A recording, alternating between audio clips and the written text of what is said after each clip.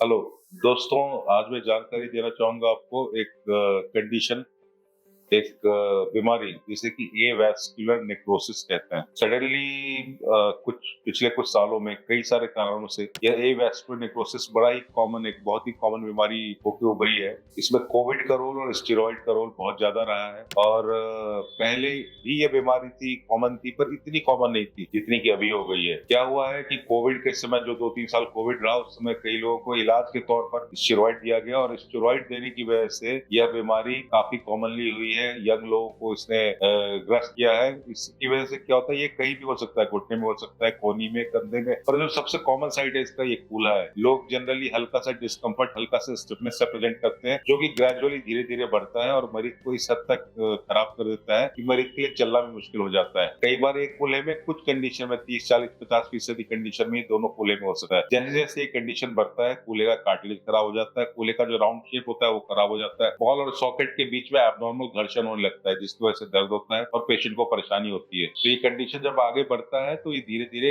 Avascular necrosis से आगे बढ़ के सेकेंडरी ऑस्टियोआर्थराइटिस का रूप ले लेता है। जब ये सेकेंडरी ऑस्टियोआर्थराइटिस ऑलरेडी हो जाता है तो इसमें हिप रिप्लेसमेंट की आवश्यकता पड़ती है। जो एवास्कुलर नेक्रोसिस है, इसका कुछ ट्रीटमेंट है, मेडिकल ट्रीटमेंट कमी है, कुछ दवाइयां हैं जो और कुछ इंजेक्शन है जो दिए जा सकते हैं, पर ये सिर्फ अर्ली स्टेज में ग्रेड 1 ग्रेड 2 में कामयाब होते हैं। ये एवास्कुलर नेक्रोसिस की ग्रेडिंग जो है एमआरआई के बेसिस पे की जाती है। एक्सरे के में अगर चेंजेस दिख रहा है, इसका मतलब ये ऑलरेडी कुछ आगे पहुंच चुका है। इंजेक्शन से अगर हम आगे जाए तो कुछ और शल्य क्रिया है, जैसे कि कोल्ड डिकम्प्रेशन कहते हैं या फिब्रिलर ग्राफ्टिंग कहते हैं, ये करके इसको हम उम्मीद करते हैं कि जो एवास्कुलर नेक्रोसिस का जो आगे बढ़ना है वो स्लो हो जाएगा और पेशेंट को मोस्ट लाइकली होपफुली आगे सेकेंडरी ऑस्टियोआर्थराइटिस नहीं होगा। कई बार कोल्ड डिकम्प्रेशन करने के बाद बोन मैरो ग्राफ्ट या ग्रोथ फैक्टर वगैरह भी डालते हैं, इस उम्मीद में कि क्या होगा कि बॉल की ब्लड सप्लाई वापस रिस्टोर हो जाएगी। होता क्या है वेस्कुलर नेक्रोसिस में, जो ये बॉल है हमारा कूल्हे का, वो बॉल का ब्लड सप्लाई जो है वो कमतर हो जाता है। इसकी वजह से क्या होता है कि कॉमन लैंग्वेज में लेबास्टर में कहते हैं कि कूल्हा का बॉल जो है गलने लगा है। तो बेसिकली ब्लड सप्लाई खराब हुई, इसकी ब्लड सप्लाई नहीं प्रॉपर हो रही है, तो वो अपना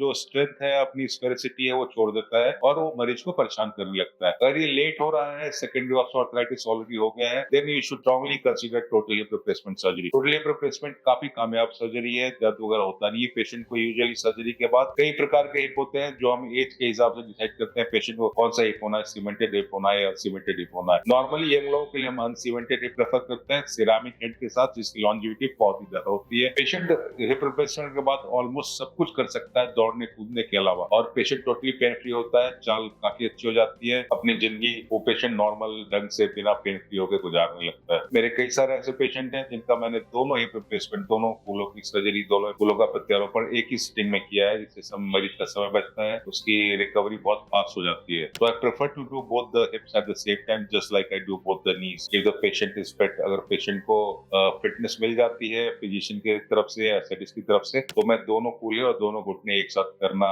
पसंद करता हूँ बजाय एक एक करने के। इससे क्या होता है कि मरीज के लिए समय की काफी बचत हो जाती है। कुछ हद तक ये प्रोसीजर भी इकोनॉमाइज हो जाता है, फाइनेंशियली पेशेंट के लिए उतना हैवी नहीं पड़ता अगर हम दोनों एक साथ करें, क्योंकि एक बार में करें तो पेशेंट का एडमिशन का जो कॉस्ट है और ये थोड़ा बढ़ जाता है। एनीवेज, ये चीजें टोटली इकोनॉमी या और चीजों पर डिसाइड नहीं होती, बल्कि पेशेंट के फिजियोलॉजिकल एज पे डिसाइड होती है, पेशेंट सर्जरी के लिए कितना फिट है। सपोज किसी पेशेंट को हार्ट का कंडीशन है या कोई अनकंट्रोल डायबिटीज है, तो उस केस में हम दोनों सर्जरी यूजुअली एक साथ नहीं करते हैं। तो बेसिकली आप अपने डॉक्टर के पास जाइए या मेरे पास आइए, अपने शल्य चिकित्सक के पास जाइए, ऑर्थोपेडिक सर्जन के पास जाइए, and with him take a decision whether you need hip replacement or not if you have already had a avascular necrosis. Avascular necrosis आपको हो गया है, वो ऑस्टियोआर्थराइटिस की तरफ बढ़ा है नहीं बढ़ा, आपको सर्जरी की जरूरत है या नहीं है, ये आप अपने ऑर्थोपेडिक सर्जन के साथ मिलकर डिसाइड कर सकते हैं और अपने लिए एक सही निर्णय ले। शुक्रिया।